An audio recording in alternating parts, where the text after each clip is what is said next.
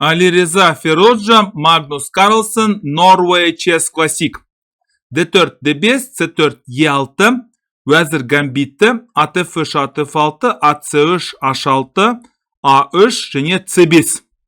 Міне осындай Зигберт Тарраштың вариантына ұқсап тұр, бірақ A3 деген өте қызық жүріс. Бұл туралы Алиреза Фероджа айтты, менің бапкерім айтты дейді, Магнусқа қарсы осыны қолданып көр деп. CD, ED, піл F4 және At C6, E3, A6, піл E2 және C4. Әрине, Вәзір қанатында Магнус сарбаздарды осылай орналастырды, ат негізгі орталыққа келді. Піл D6, рокировка, піл G3, піл F5 және F4. Бұл енді Гарри Нельсон Пилсберидің сақинасы деп аталады. Піл E7, піл F3, тура C8, тура C1 және B5. Піл E1, енді кімнің Вильгельм Штайнистің сүйікті жүрістерінің бірі, B4, AB, піл B4.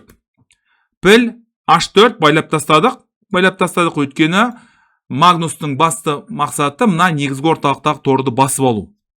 Алдық, өте жауапты шешім. Мен бұл туралы айта берем, өйткені пілді атқа айырбастар алдында мұқият болу керек. Вәзір D6, тура A1, мына жерге шабуыл жасап тұр.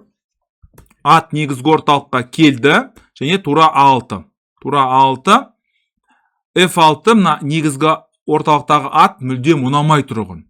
Алдық, және ат G4.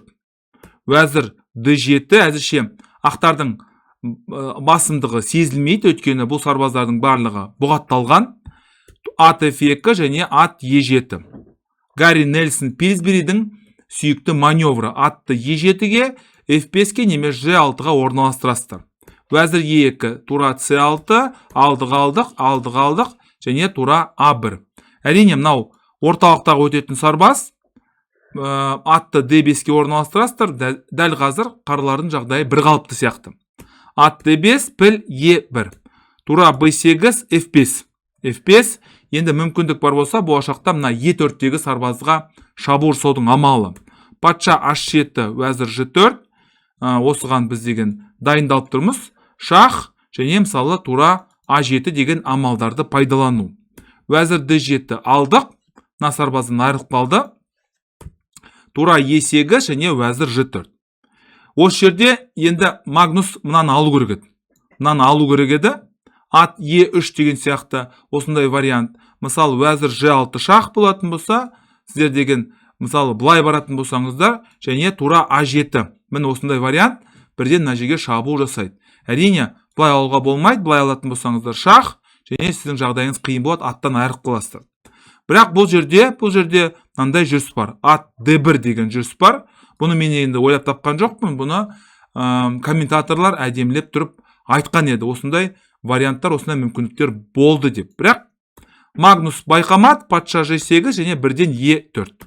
Ат E3, вәзір F3 және тура C1. Ат A3 және піл G3 сарбаз негізгі орталыққа. Осымен Магнустың әуселесі бітті.